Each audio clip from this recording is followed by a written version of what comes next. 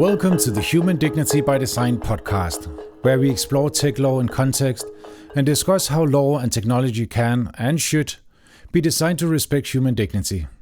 My name is Jan Trzaskowski, and I'm here to share research, thoughts and ideas on tech law and policy, including the role of fundamental human rights as guiding principles in business and beyond. The first 12 episodes of this podcast are an audiobook version of my 2021 book, Your Privacy is Important to Us, which explores how to restore human dignity in data-driven marketing that relies on artificial intelligence. In this episode, you will hear the sixth chapter of the book, which is the first chapter in part 3 on psychology and technology. The chapter is an introduction to human decision-making, including issues pertaining to agency, psychology, bounded rationality, and bounded willpower. Thank you for listening. Part 3. Psychology and Technology. Chapter 6. Human Decision-Making. From the dawn of European Union consumer policy, the focus was on enabling consumers, as far as possible, to make better use of their resources, to have a freer choice between the various products or services offered. One of the main priorities was to ensure protection against forms of advertising which encroach on the individual freedom of consumers. Emphasis was laid on consumer information and education, which, among other things, means that information should be made available to the purchaser of goods or services to enable him to make a rational choice between competing products and service, in order to benefit from basic information on the principles of modern economics. 1. Empowerment. Human agency and the right to self-determination are central concepts in legal theory as well as in consumer protection law, where the regulatory framework is aimed at empowering consumers to act in accordance with their preferences. Empowerment also permeates data protection law, with consent possibly being the clearest example that elucidates the interplay with transparency.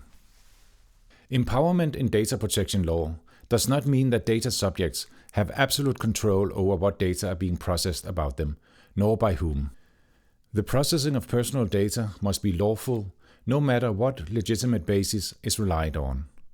In the case of data-driven business models that are offered to consumers, this must require that the activity also be in compliance with the Unfair Commercial Practices Directive. 1.1. Agency, autonomy, and free will. To avoid too much of a philosophical detour, we will make the assumption that 1. Human beings have agency consisting of autonomy and a free will, and 2. That this agency is limited by certain filters, including perception, intelligence, and ignorance. In the context of free will, we must recognize that a person is a mixture of conscious and unconscious components, and that around 98% of what our brains are doing is said to be below the level of consciousness. We do not take on the task of grappling with the subtle differences between agency, autonomy, and free will, but assume, as expressed by Barry Schwartz, that every choice we make is a testament to our autonomy, to our sense of self-determination. We do not enter into discussions about how privileges and money affect autonomy. Both data protection law and marketing law rely on human agency. The consumer is assumed to make informed choices, that is, exercising due care. In data protection law, the data subject must take decisions with regard to consent as well as other decisions that have privacy implications. 1.2. The right to self-determination. It has been argued, with reference to German law, that the right to self-determination is the most important constitutional fundamental right for consumers, as it guarantees the fundamental freedom for a person to develop his own personality or private autonomy. The concept of informational self-determination has been mentioned in the context of consumer law and data protection law, including the German Constitution. The right to self-determination has its origins within international law and politics, and is not as such explicitly recognized as constitutional in EU consumer law, but can be derived from human dignity as discussed in Chapter 10. In international politics, the concept can be traced back to the French Revolution and the Napoleonic era. The concept is recognized in the first article of the 1945 Charter of the United Nations, subsection 2. The purposes of the United Nations are to develop friendly relations among nations based on respect for the principle of equal rights and self-determination of peoples, and to take other appropriate measures to strengthen universal peace. Self-determination can be defined as the ability of the individual to freely enjoy the values of life, prosperity, and status, and hence to define its destiny. And the initial idea was to free peoples from state repression.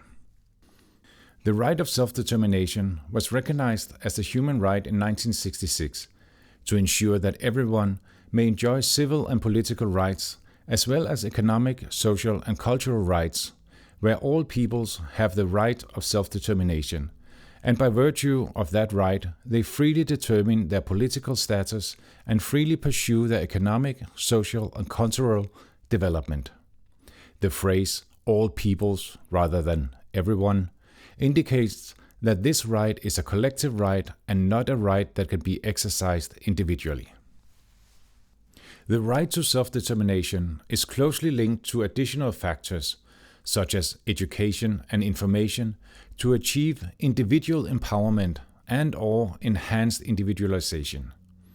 In that sense, it is intended to ensure a general right to be free from oppression and to have a free choice of one's own acts or states without external compulsion. This discussion is pursued in Chapter 8 in the context of freedom and paternalism. 2. Rational decisions. As our focus is on the regulation of markets, it is important to emphasize that economic theories underpinning markets, in addition to free choice, assume that consumers are able to make informed, efficient, rational choices. Economic theory usually applies a thin rationality, that is, a focus on revealed preferences, which disregards value shaping, adaptive preferences, and the interest of future generations, as well as the fact that people might prefer to do something other than spending time on maximizing their economic interests. In neoclassical economics, markets are viewed from a supply and demand perspective, in accordance with rational choice theory, which provides a framework for understanding social and economic behavior. Neoclassical economics works with three basic assumptions. People have rational preferences among outcomes that can be identified and associated with an expected value. Individuals maximize utility as consumers, and firms maximize profits as producers. People act independently on the basis of full and relevant information. Rational choice theory rests on the assumption that aggregate social behavior results from the behavior of individual actors who make decisions in accordance with their preferences. This rational agent is expected to take into account all relevant information, potential costs and benefits, etc., in order to act in accordance with his preferences. Behavioral economics revolves around the economic consequences of the continuous stream of studies, providing ever more fine-grained knowledge about human behavior in general and human decision-making in particular, with a view to adjusting neoclassical economics for these insights found in behavioral sciences. Market failures that rest on biased demand generated by imperfectly rational consumers have been labeled behavioral market failure, and these may lead to consumer loss. Behavioral sciences, as such, are not concerned with such losses or market failures, as they are merely focused on understanding human behavior. It does not matter which sciences, psychology, neuroscience, sociology, etc., that behavioral understanding or models originate from. Behavioral law in economics has been defined as seeking to inform legal analysis by drawing on both the methods and the extensive findings of behavioral decision research, the psychology of judgment and decision-making, and related fields.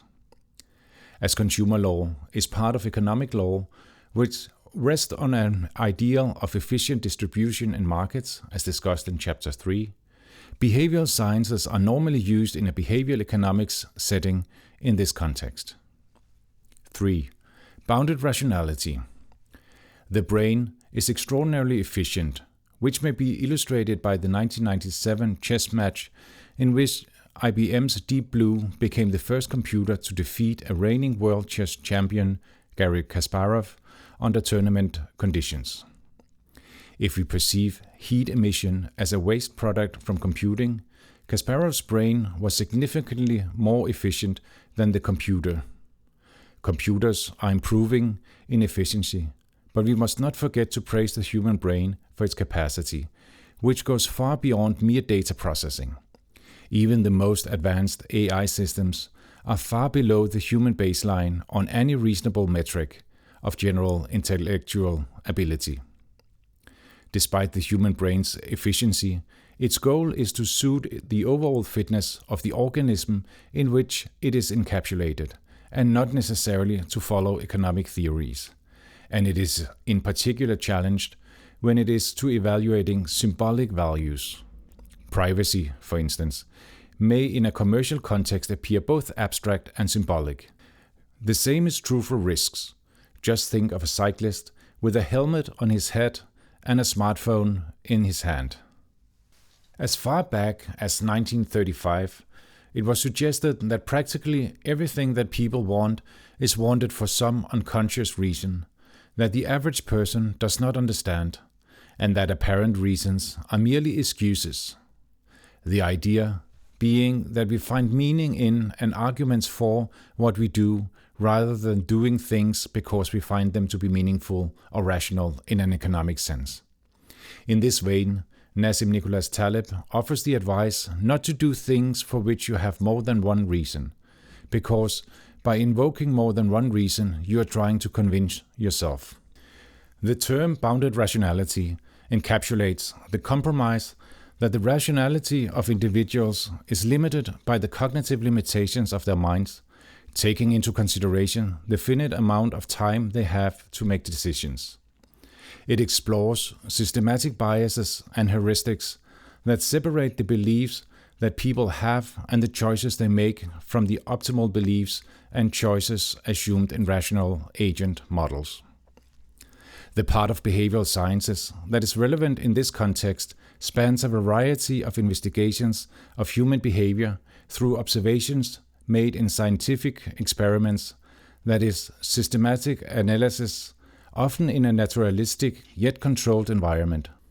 It includes cognitive sciences, in particular psychology, neuroscience, and social physics, which may be used to understand and provide models for characteristic features of human behavior, including decision-making in a broad sense and encompassing learning, the development of preferences, and actual decision-taking. The term bounded rationality was introduced in 1955 by Nobel laureate Herbert A. Simon, who, by the way, also coined the term attention economy, introduced in Chapter 2, and is one of the fathers of artificial intelligence. In the 1960s, researchers within cognitive psychology began to develop models based on the perception of the brain as an information processing device. From such a perspective, human decision-making rests on navigational input provided by two systems, denoted System 1 and System 2 by Nobel laureate Daniel Kahneman. Their features may be characterized by a number of attributes, including those listed in Figure 6.1. Both systems play an important role in surviving and thriving in society.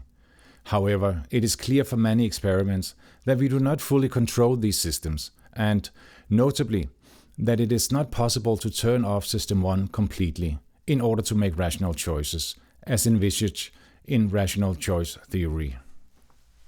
Humans are subject to various biases and utilize a number of heuristic techniques, as the behavioral sciences make clear. Two important challenges to rational choice theory, especially in light of the information paradigm that is discussed in Chapter 9, is that it ignores the fact that 1. Emotions play an important role in human decision-making, and 2. consumers must make many, often complicated choices, with time as a scarce resource. In general, it is fair to say that human forecasts are flawed and that human decision-making is not so great either. From a consumer protection perspective, some important insights include that we humans have a bias towards the present, instant gratification and bounded willpower, and often make decisions based on the information that is immediately present or recent, the availability heuristic, thus tending to forget to ask what relevant information is missing. In addition to that, there are severe limitations as to how much information we can process, that is, information overload. We also know that frequent repetition is a reliable way to make people believe in falsehoods. The term bounded rationality is used to denote such deviations from rational behavior as assumed in rational choice theory. This includes bounded willpower, which is a vital but limited biological resource that can easily be depleted for temporary periods, as expressed by John Elster. Autonomy will have to be understood as a mere residual, as what is left after we have eliminated the desires that have been shaped by one of the mechanisms on the short list of irrational preference formation, that is, adaptive preference formation, preference change by framing, wishful thinking, and inferential error. 4. Bounded rationality and the law. In marketing law, the average consumer plays an essential role, and it intuitively seems reasonable to take bounded rationality into account when determining the effect on or reaction of a typical average consumer. In the following, although we focus on the Unfair Commercial Practices Directive, similar arguments can be made for considering bounded rationality in the context of information and consent under the GDPR. 4.1. The average consumer. As the average consumer sets the standard for how consumers should behave, it seems reasonable to also consider research in human decision-making to particularize these expectations. The reason is simply that if we know that consumers are likely to behave in a particular way, it seems counterintuitive, especially from a consumer protection perspective, to ignore this information and expect unrealistic rational behavior as envisaged in rational choice theory. Behavioral sciences may give guidance on how consumers in general are likely to respond to particular commercial practices. Other sciences, including neuroscience and more specific methods such as eye tracking, A/B testing, and social physics, may also be applied to determine how consumers are likely to observe, process, and respond to commercial practices, including information provided. People are different and will react differently to commercial practices.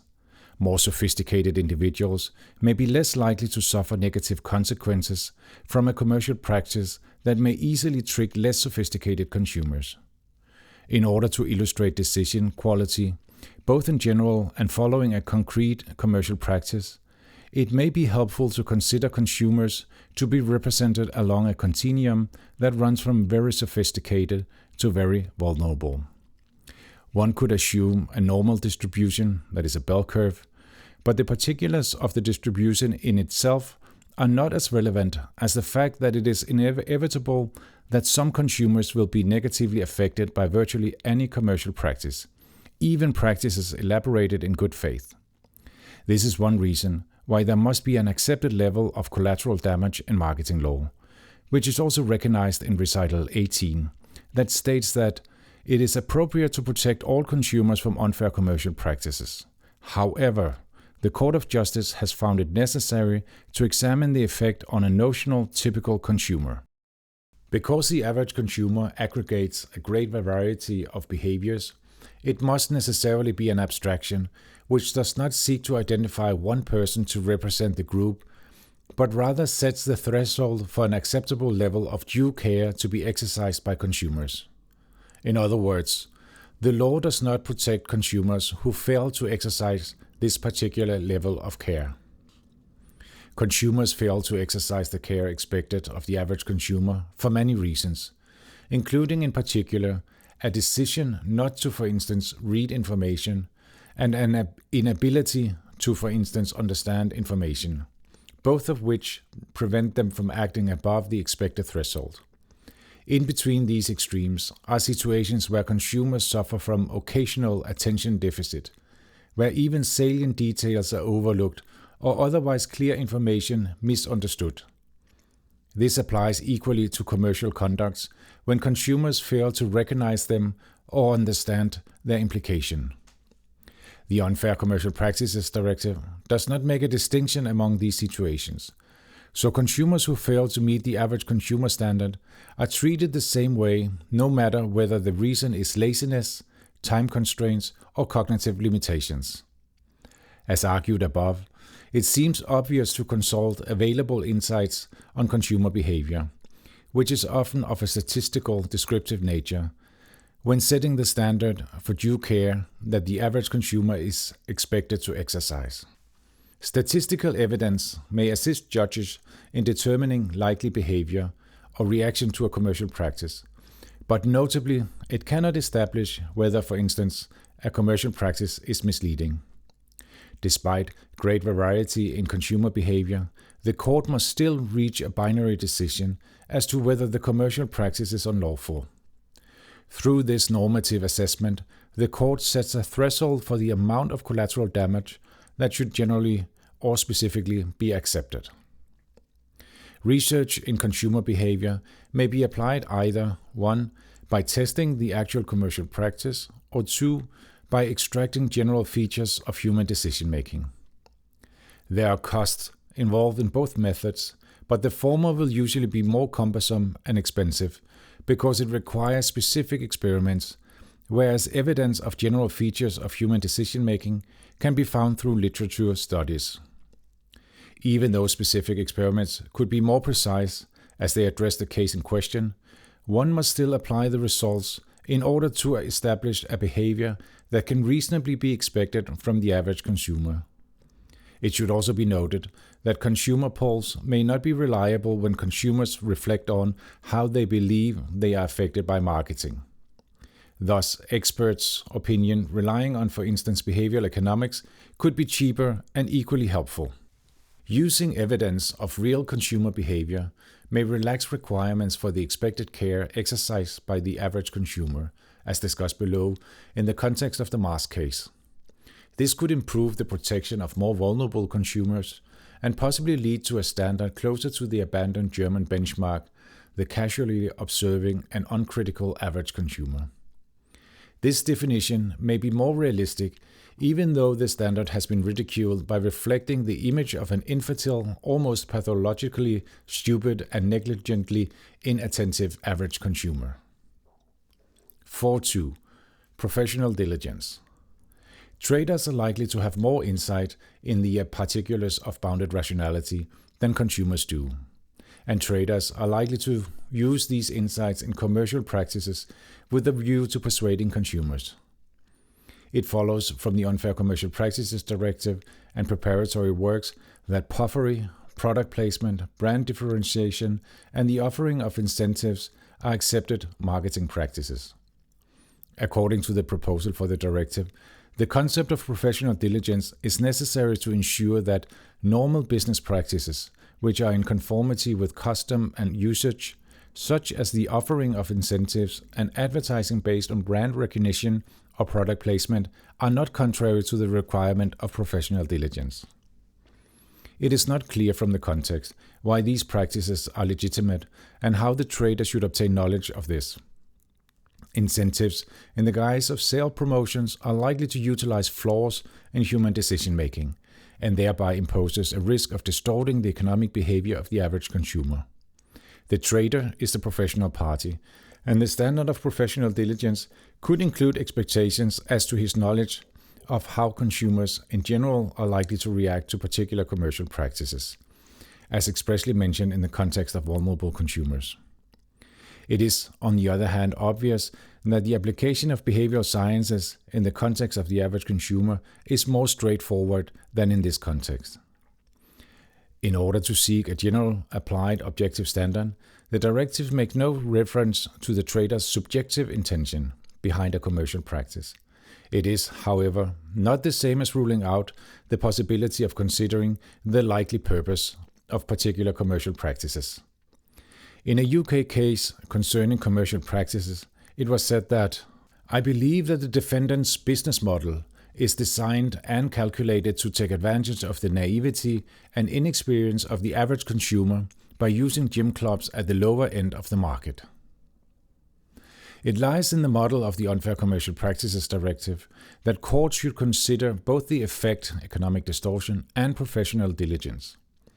In that vein, it could be presumed, contrary to the requirement of professional diligence, to use commercial practices that the trader should know are likely to distort the economic behavior of the average consumer, taking into consideration what he, as a professional trader, should know about how a commercial practice is likely to affect consumer behavior.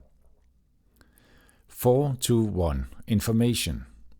Information, as we discussed in Chapter 9, always entails a risk of disappointment, and saying more is not always the solution, as it may impact the information's effectiveness. Issues of information overload have been recognized by the Commission, particularly in relation to the small print of contract terms and conditions.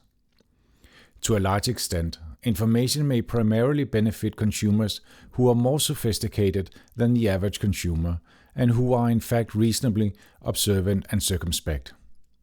Consumers, in the long tail of consumer sophistication, will be less likely to read and understand the information. In the assessment of information, it could be considered whether some of the information actually detracts from the information that the consumer should base his decisions on, as any statement may be affected by the context, including other information and illustrations. According to the availability heuristic, we are likely to base our decisions on available information and fail to identify which additional information is missing. In the Food Information Regulation, voluntary food information may not be displayed to the detriment of the space available for mandatory food information.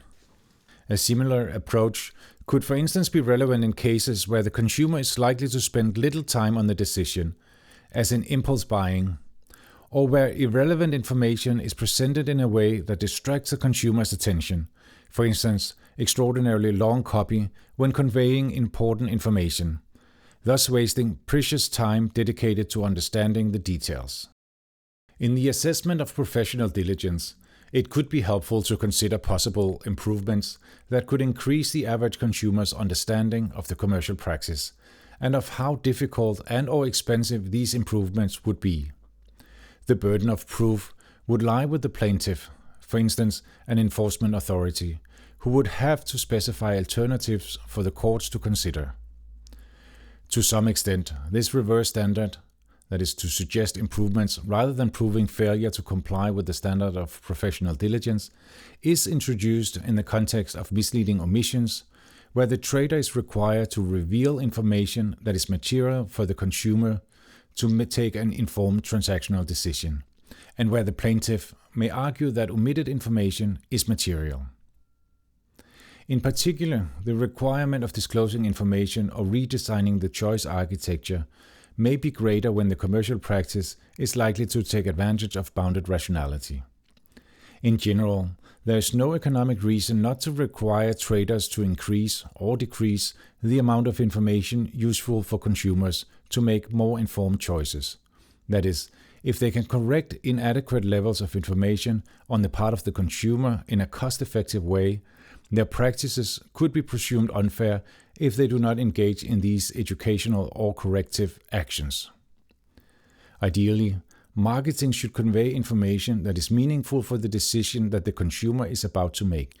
The yardstick for marketing could, having regard to insights into human decision-making, be based on an analysis of the extent to which the information is likely to assist or distract consumers, expecting, for instance, salient information to be consistent with the fine print. 4.2.2. Aggressive commercial practices. Commercial conducts are aggressive if they are likely to impair the average consumer's freedom of choice by harassment, coercion, including the use of physical force or undue influence.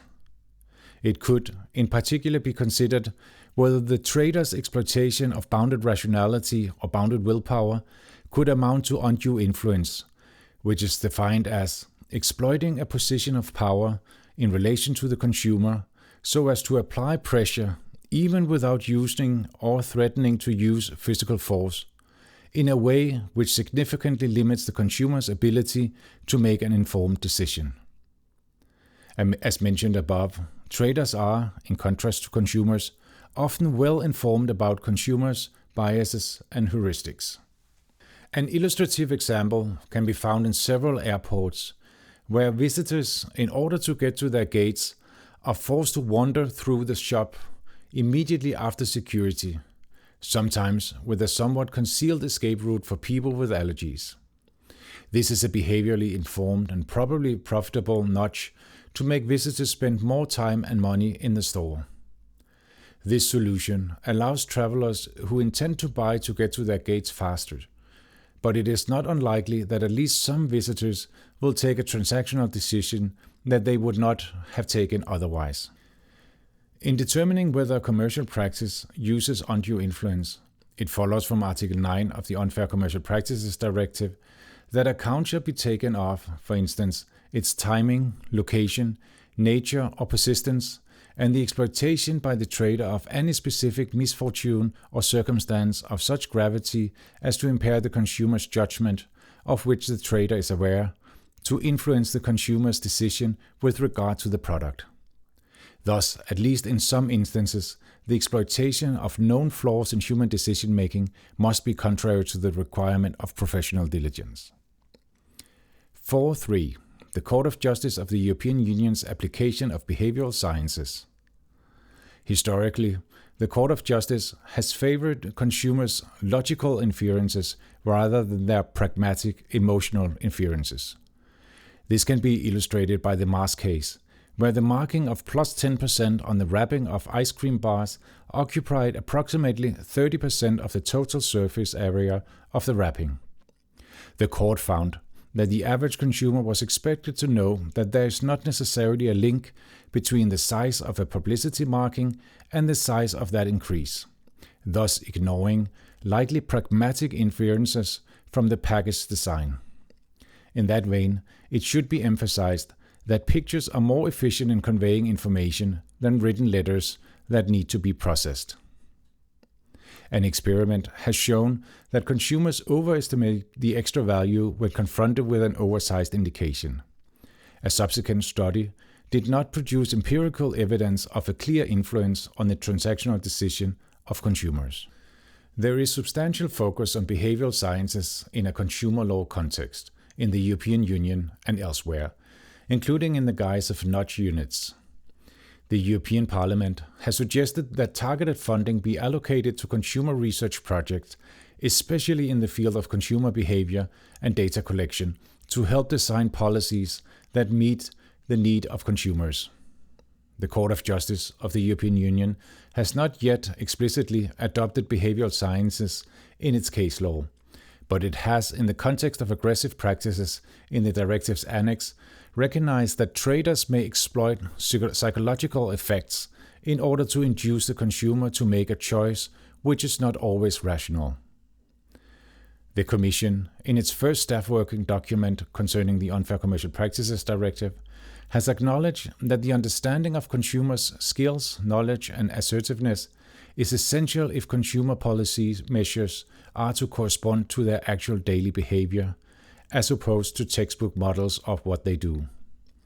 In the current staff working document, it is emphasized in the context of misleading commercial practices that insights from behavioral economics show that not only the content of the information provided, but also the way the information is presented can have a significant impact on how consumers respond to it.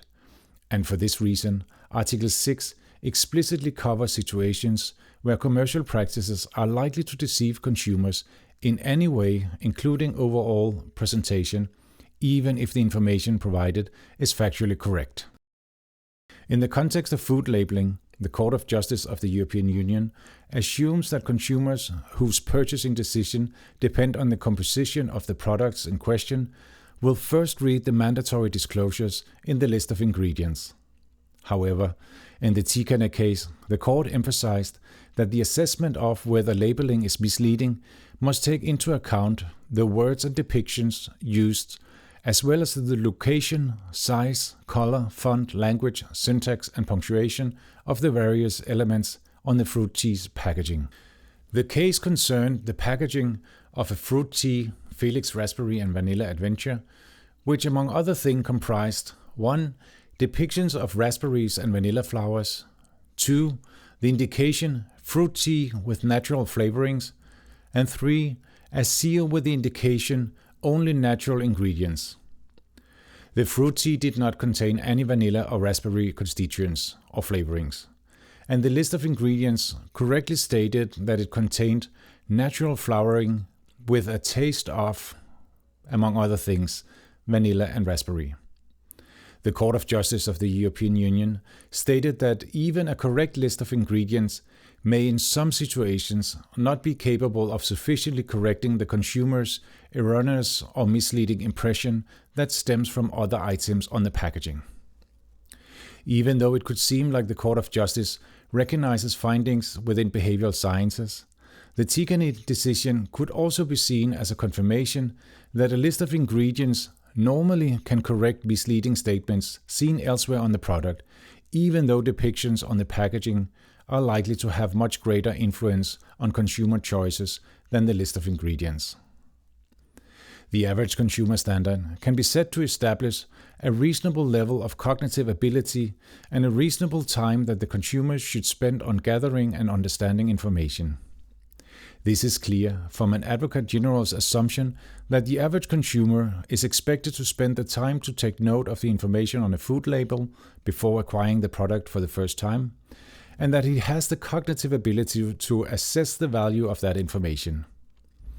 In a similar case, the average consumer was not found to be misled by the term naturally pure on the label of a strawberry jam, which contained pectin gelling agent as an additive, the presence of which was duly indicated on the ingredients list. In the field of trademark law, which also incorporates the average consumer, there has been particular focus on the level of attention. In the Procter & Gamble case, the court established that the average consumer's level of attention is likely to vary according to the category of goods or services in question, and that the level of attention given by the average consumer to the shape and pattern of washing machines and dishwasher tablets being everyday consumer goods is not high. This focus on likely attention could also be applied in the context of commercial practices, which is closely related to trademark law, by recognizing that many choices are more emotional than rational and that consumers actually spend little time reading information. The flexible nature of the provisions found in the Unfair Commercial Practices Directive allows courts to take behavioral sciences into account.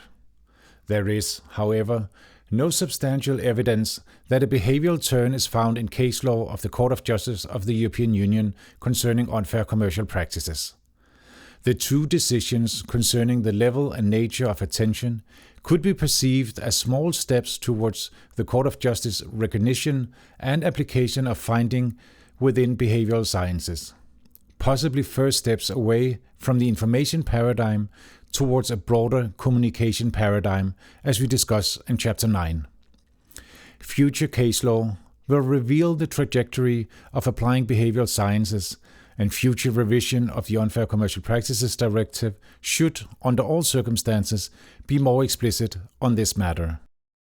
5. Preference formation. Normally, we focus on rationality in a thin concept, assuming that rationality is acting in accordance with our preferences, that is, revealed preferences. In the broad concept of rationality, we must also consider rationality within preference formation, which is far more complicated. Decision-making is complex, and it is difficult to form and follow goals, values, and preferences through the many dimensions of products that satisfy various aspects of our preferences in different ways. Consumers often have conflicting goals, values, and preferences, which could be an argument for understanding our brains from a quantum physics perspective rather than in terms of classical logical computing. Cognitive dissonance may lead to ignoring information that is contradictory to an existing belief. For instance, A person may care strongly about climate changes and still be likely to fly, and the possibility of carbon offsetting may let us feel better about such a decision. Adaptive preferences is one mechanism for dissonance reduction among others. In general, making efficient decisions relies on consumers' ability to overcome 1. Search costs, the cost of gathering and comparing information and predicting utility. 2. Switching costs, the cost of changing providers and testing new brands or products. And 3. Bounded rationality, biases, heuristics, and other limitations to rational decision-making.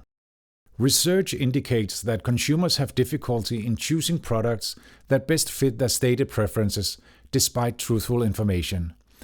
And it remains fair to say that in general we are bad at knowing what makes us happy.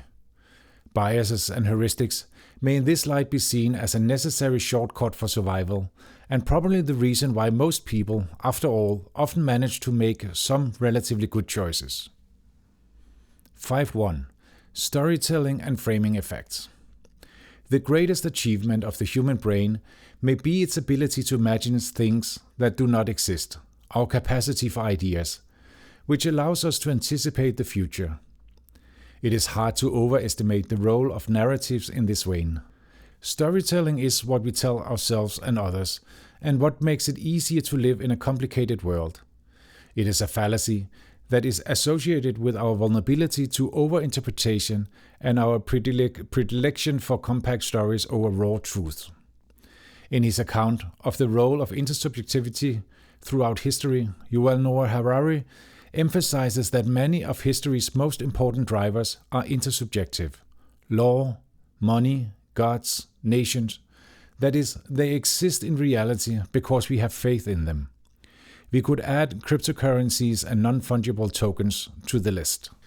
Frames are the words and images and interactions that reinforce personal biases, and framing effects are closely related to storytelling, which is important for intersubjectivity and is utilized in both political and commercial marketing.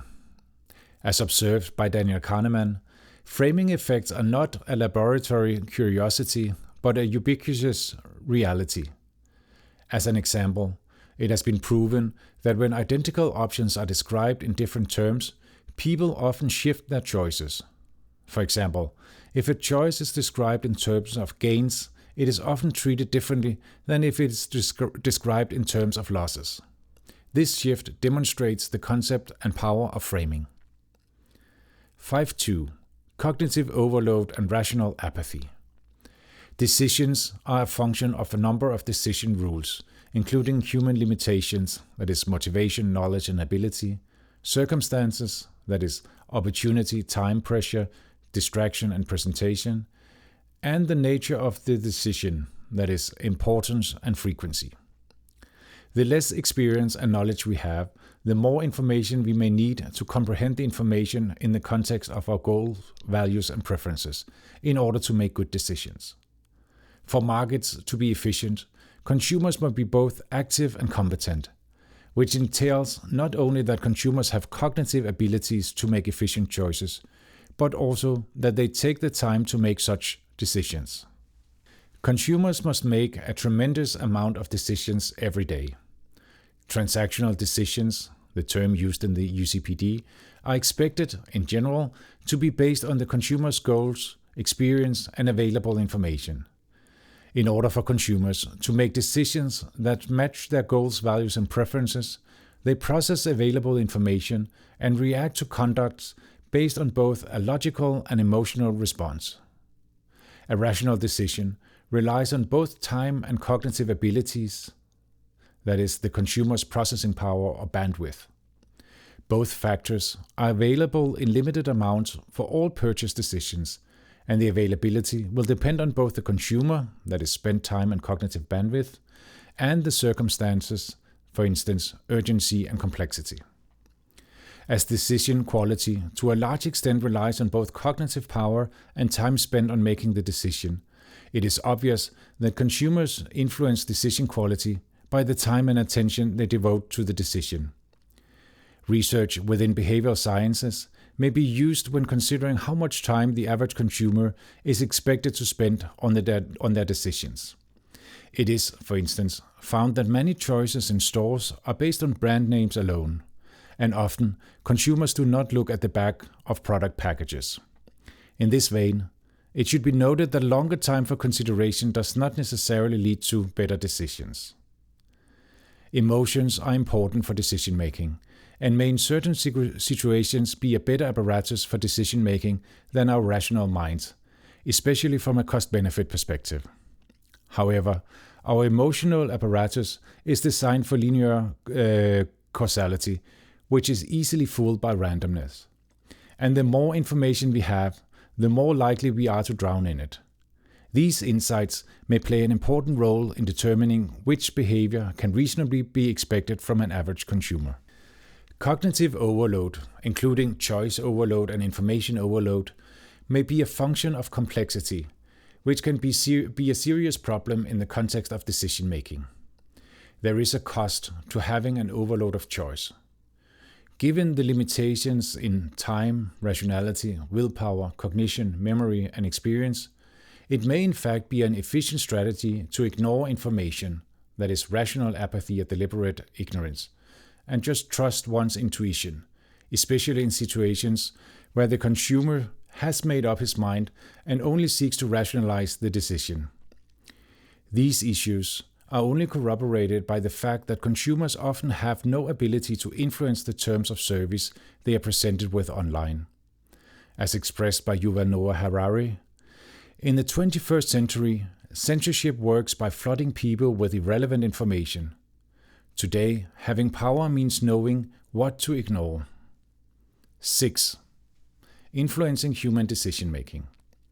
Insights into human decision-making are used in marketing as well as in regulation, including in the guise of nudges.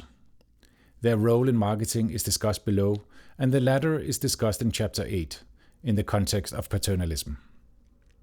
6.1. Developments in marketing. Marketing long ago developed from being informational, that is based on facts, to focusing more on image, lifestyle, and storytelling.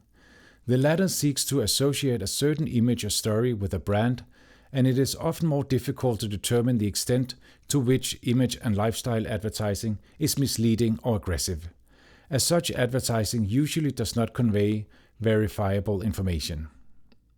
It may be difficult to consider a particular lifestyle image to be misleading, because it often conveys an emotion or a story that resonates with certain consumers' worldview rather than carrying actual meaning. This could be an argument for taking actually conveyed information more seriously by considering both pragmatic and logical inferences that consumers are likely to make.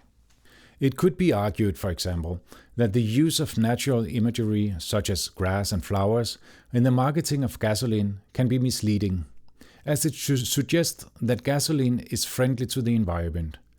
Placing a product that does not need refrigeration in the refrigerated section of a supermarket is telling a subtle story about freshness.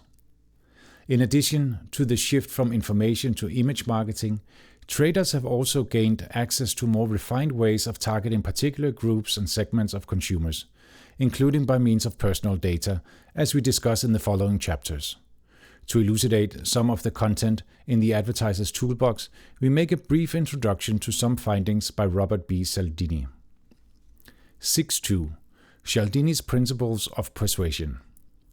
In his classic book, Influence, Professor of Psychology and Marketing Robert B. Cialdini has identified 7 levers of influence that are briefly introduced to elucidate some classical tools in the Advertiser's Toolbox. This thought-provoking book comes fully equipped with strategies for defending oneself against these tactics. 1. Reciprocation. This is a basic norm in human culture that requires one person to try to repay what other persons have provided. The rule applies even to uninvited gifts or favors, and the feeling of indebtedness may leverage substantially larger favors in return. The rule also works in situations where a request has been declined, which makes it easier for the requester to successfully ensure compliance with a smaller favor. the rejection then retreat tactic. Thus, it may be profitable to give something or ask for a larger favor before asking the consumer for a favor. 2. Liking. We prefer to say yes to individuals we like. In addition to physical attractiveness, likability can be boosted by compliments and similarity, that is, to people whom we believe to be like us, or to those we already know or are acquainted with. Repetition increases familiarity and thus likability. Even association with favorable events or people will increase likability. 3. Social proof. This tactic includes making products appear popular or trending. Social proof works best under uncertainty and/or when many people approve of the product. Liking can be used to further increase this effect. 4. Authority.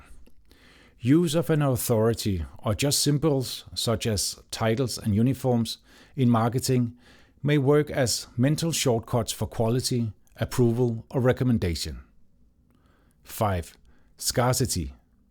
When something is less available, we lose freedom of choice.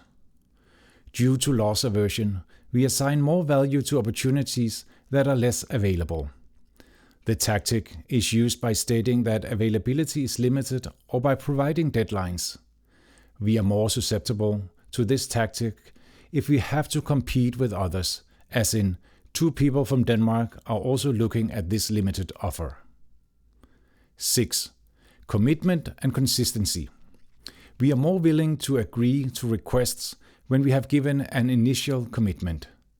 This is because we want to appear consistent within our words, beliefs, attitudes, and deeds. A reminder may restore and intensify an initial commitment. 7. Unity.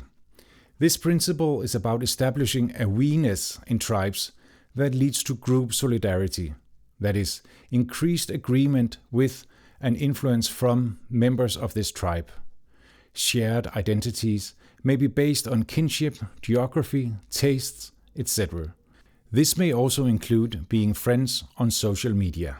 It may be added that successful traders create partnerships with their consumers, including by offering protection and privilege to create loyalty. However, it has also been observed that loyalty rewards are increasingly being used for tracking instead of being a straightforward tit-for-tat based on frequent visits, and that it entails that all consumers pay slightly higher prices and only members are getting small subsidies from merchants and all other customers. Thank you for joining the Human Dignity by Design podcast, where we explore tech law in context. In the next episode, you can listen to the 7th chapter of Your Privacy is Important to Us, which is about persuasive technology, including issues pertaining to choice architecture, friction, and prompts. Music for this podcast is composed and performed by Thomas Roh. My name is Jan Trzaskowski.